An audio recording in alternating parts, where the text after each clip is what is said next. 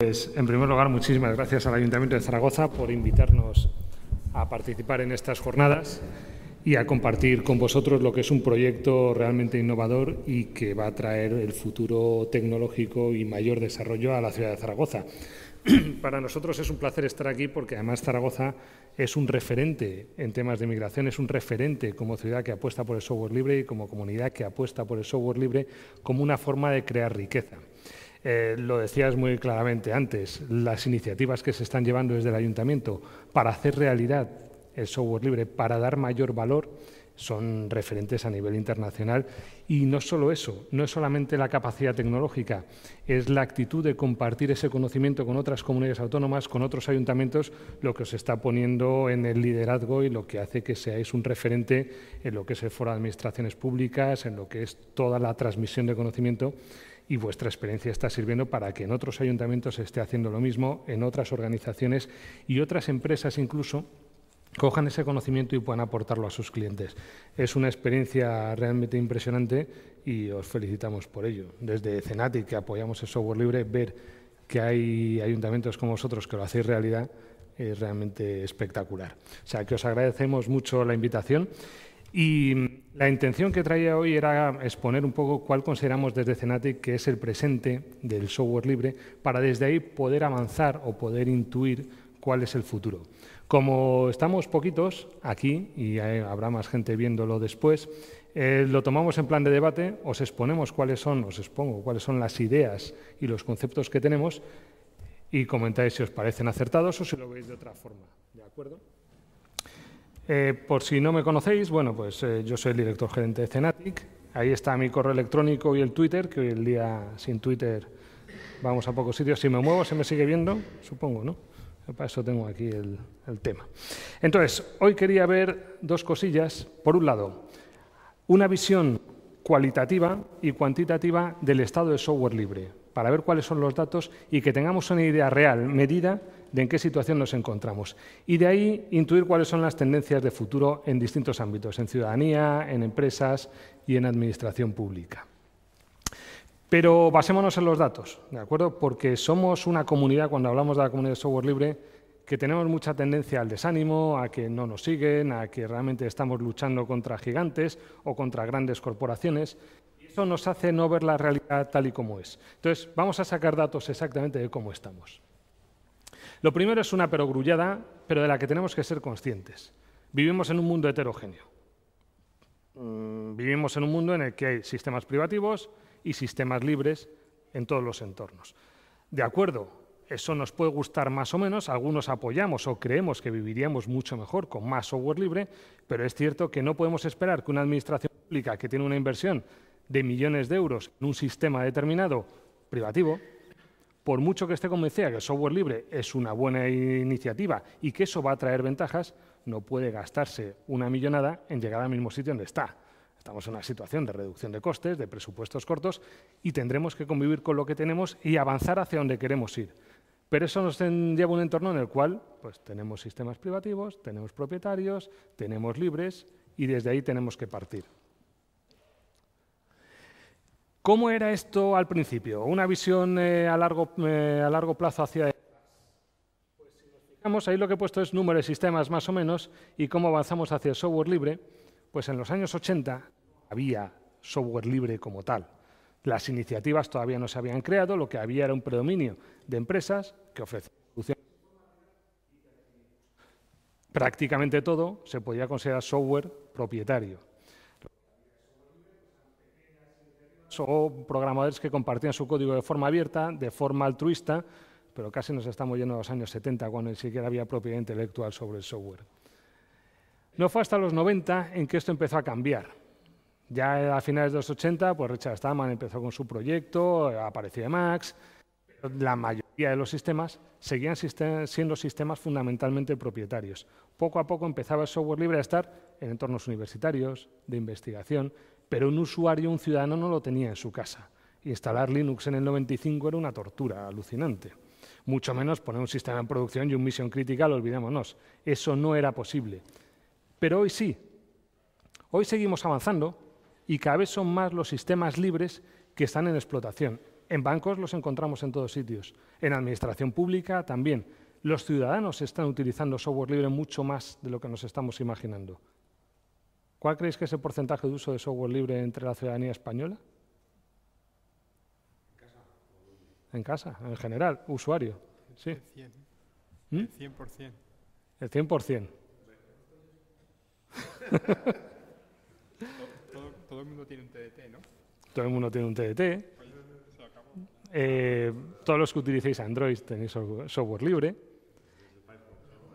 Firefox es software libre. Entonces, el problema es que normalmente confundimos no estar utilizando Linux en el escritorio con utilizar o no utilizar software libre, pero la realidad es totalmente diferente. Probablemente todo el mundo utilice software libre, porque es que es imposible conectarse a Internet sin que pases por un servidor, un router o una tarjeta que tenga software libre. Lo tienes en todos lados. El porcentaje de uso de GNU Linux sobre el escritorio, es decir, como software de desktop, es bajo. Ahí sí tenemos en torno a un 5% más o menos, que tampoco está mal. Luego vemos algún dato. Pero sí es cierto que ahora mismo no te encuentras casi ninguna gran empresa que no tenga su arquitectura informática puesta en Linux. Parte de su arquitectura. No digo que migremos todos los sistemas, pero servidores de base de datos, enrutadores, servidores de ficheros, servidores de correo, están por todos sitios. Luego tengamos esa visión histórica. Venimos de no tener absolutamente nada y estamos avanzando hacia un mundo que cada vez aprecia más lo que es el software libre por las ventajas que lleva. Luego quitémonos el tema pesimista. Vamos con datos sobre ciudadanía, pero lo que son datos medidos. En navegadores, el 70% de los navegadores son navegadores libres. De hecho, la palma se la lleva a Firefox, que supera ya el 45 o el 50%, ya lo supera. Todos los navegadores Chrome, Opera. Y en la otra parte, que cuando hablamos de ciudadanía es importante, que son las suites ofimáticas, ya ha habido 300 millones de descargas de OpenOffice. Eso no quiere decir que lo estén usando. ¿Tenéis idea cuál es el porcentaje de, no sabemos el que lo utilizan, pero el porcentaje de usuarios en España que tienen OpenOffice instalado? ¿Cuántos conocéis que tienen? Bueno, pues seguramente muchos. Aquí sí, pero en casa. Bueno, nosotros estamos en el 15% y subiendo. Países como Alemania, Polonia y demás alcanzan el 20% y subiendo. Es una opción evidente. Cuando te toca la migración de la suite privativa que tienes, ahora ya te lo vas pensando cada vez más. Oye, es que es incomodísimo buscar a ver cómo me instalo una suite privativa. Tengo que comprarla, tengo que ir a la tienda o tengo que buscar el crack, porque en este país el software no legal abunda. La otra es comodísima. Llego a la página, hago clic, la bajo, le doy otro clic y se instala. Y funciona. Y no nos engañemos, para el 99,9% de los usuarios la funcionalidad de OpenOffice cubre el 100% de sus requerimientos. Es más, lo supera con creces. Es cierto que en entornos corporativos hay aplicaciones que ya están integradas con las suites privativas que pueden ser difícil migrar a OpenOffice. Pero en el mundo real, en el día a día, de cualquier corporación, incluso el 90% de sus usuarios van servidos con la funcionalidad que tenemos de LibreOffice. Como os comentaba, según el estudio del Reina, esto es un estudio del INE, el 5% de los usuarios de informática, es decir, de las personas que tienen ordenadores en este país, tienen instalado un sistema operativo libre, GNU Linux. Eso es poco, eso es francamente poco. Además, es un porcentaje que no está subiendo mucho. Más, nos llevamos unos años manteniendo entre el 3, 4,5, 5, pero no estamos despegando. Despegará, es seguro, porque hay otro dato que es bastante alentador. En este país, casi todos los alumnos, menos una comunidad autónoma, están expuestos a software libre. Sí es cierto que tienen arranque dual, y hemos liado una con el arranque dual, es tremenda, pero es que hace 5 años no tenían ningún acceso a sistemas operativos, y el que tenían en su casa era un acceso a un sistema operativo privativo. Hoy no. Hoy, en su colegio, en su instituto, pueden acceder a un sistema operativo libre. Quizá no accedan, es cierto que igual hay profesores que lo que hacen es poner contenidos privativos y utilizar exclusivamente el que conocen que es software privativo. Pero probablemente hay otros muchos que no. Y sobre todo hay un concepto que los que aprendimos informática hace 20 años desconocíamos completamente. Es que existen otros sistemas operativos y yo puedo arrancar eligiendo uno u otro. En cuanto al usuario le enseñamos que puede elegir, va a probar. Puede que no lo haga en el colegio, pues porque si tiene algún profesor en ese curso que lo único que hace es enseñar matemáticas con sistema operativo privativo, pues puede que no lo vea ahí. Pero ya le ha quedado un concepto que cuando llega al arranque, cuando llega al grupo, elige una opción o elige otra. Y algún día probará cuál es esa otra. Y todos los que hemos llegado a Linux, todos los que hemos llegado al software libre, lo hemos hecho así. Probablemente a muy pocos se nos ha impuesto utilizar esta tecnología. Lo que hemos hecho un día fue probar, oye, ¿qué tal funciona esto? El primer Linux que instalé yo creo que eran 25 floppies que había que meter en el bicho aquel y normalmente no acertabas a la primera. Siempre había que volver a repetir aquello. Y aún así, te gusta y lo sigues utilizando. La primera vez que te bajas OpenOffice, te gusta y lo sigues utilizando. Y cuando te bajas Firefox, te gusta y lo sigues utilizando. Estamos dando la oportunidad a todos nuestros hijos de que prueben cómo es el software libre y que decidan. ¿Les gustará o no les gustará? Pues normalmente la gente puede tardar más o menos en llegar, pero muy poquitos son los que se van. ¿Sabéis cuál es el grado de satisfacción de los usuarios de software libre?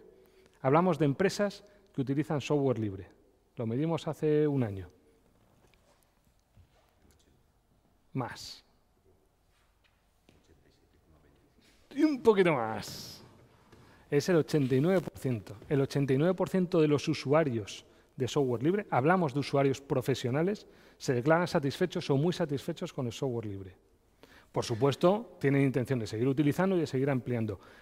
Eso, los que somos de Extremadura, decimos que es un grado de satisfacción superior al del ibérico de bellota. Hay más gente a la que no le gusta ese jamón. Entonces, esto es tremendo. Sí, hay siempre ese porcentaje de gente que no aprecia adecuadamente. Bueno, entonces, en ciudadanía estamos avanzando. También es cierto que los ciudadanos, que sea software libre no les preocupa bastante poco, menos los que estamos más metidos en el ajo y somos más conscientes de los derechos digitales, realmente, ¿qué es lo que quiere un ciudadano? Que funcione, que no le dé problemas y, últimamente, que sea legal. Porque, vale, al principio de la informática nadie conocía muy bien esto, pero ahora el hecho de que sea legal o no sea legal ya empieza a mosquearnos. Entonces, eso es un tema que el software libre soluciona muy rápido. Tú puedes piratear el software o puedes descargarte una versión legal, que funciona perfectamente, incluso sobre tu sistema operativo privativo. Luego ahí tenemos una baza que poco a poco va siendo reconocida. Y un argumento que es el que ha convencido a más ciudadanos. No sé vuestra experiencia, yo llevo trabajando con software libre en mi casa y en las empresas y en mi vida profesional, creo que son 12 años, y desde hace 12 años no he visto un virus. La gripe A el año pasado, pero vamos, ni uno. Y eso es algo que cuando las empresas lo padecen, les abre los ojos. Porque se pierden muchísimas horas de trabajo en este mundo por infecciones, por protecciones, por troyanos, por cosas que, por un motivo o por otro, los que estamos en software libre, los que tenemos un sistema operativo libre, no vivimos. Y funcionamos exactamente igual. Yo cambio correo con todo el mundo, yo mando documentos ofimáticos con todo el mundo y no tengo ningún inconveniente. Tengo todas las ventajas. Bueno, estos son los datos sobre ciudadanía. Hablemos un poco de la parte profesional. ¿Cómo está el software libre a nivel profesional? Bueno, el 9,5% de las empresas en este país ya están utilizando Linux. Pero lo más importante es que en determinados sectores, en lo que es banca y en lo que es el sector tecnológico, ese porcentaje es muchísimo más alto. ¿Sabéis por qué es tan alto en el sector financiero, en lo que son bancos y demás? Estos hombres tuvieron una experiencia tecnología de IBM apoyada por una empresa y estaban convencidos de que era buena. Y por una decisión de negocio tomada en otro país por una empresa, de pronto se encontraron con que su sistema operativo, ese que habían puesto en todos sitios, ya no seguía. Ya no había continuidad, ya no había proveedor. Es decir, no era un problema tecnológico, estaban dispuestos a seguir pagando. Y el proveedor, con toda la propiedad intelectual en su mano, dijo, no, yo descontinúo el proyecto. Eso no quieren volver a verlo.